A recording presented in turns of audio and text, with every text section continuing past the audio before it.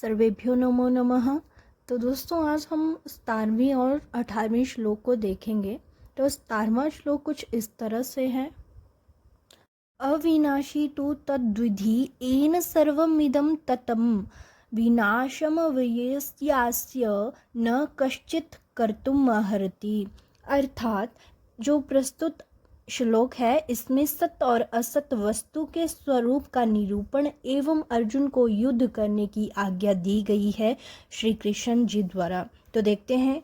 अविनाशी, नाश रहित, तू तत् उसको, विधि जान, एन जिससे, इदम यह, सर्वम संपूर्ण जगत दृश्य वर्ग तत्तम व्यापत है, अस्य इस, अव्ययस्य अविनाशी का, विनाशम विनाश कर्तुम करने में, कश्चित कोई भी, न अर्हति समर्थ नहीं है।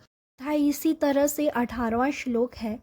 अंतवंत इमे देहा नित्यस्योक्ताः शरीरिणः अनाशिनो अप्रमेयस्य तस्माद्युध्यस्व भारत। अर्थात अनाशिनः, नाश रहित, अप्रमेयस्य, अप्रमेय, नित्यस्य, नित्य स्वरूप, शारीरिणः, जीवात्मा के, इमे, ये सब, देहा, शरीर, अंतवंतः, नाशवान, उक्ताः, कहे गए हैं, तस्मात्, इसलिए, भारत, हे भरतवंशी अर्जुन, तू युध्यस्व, युद्ध कर।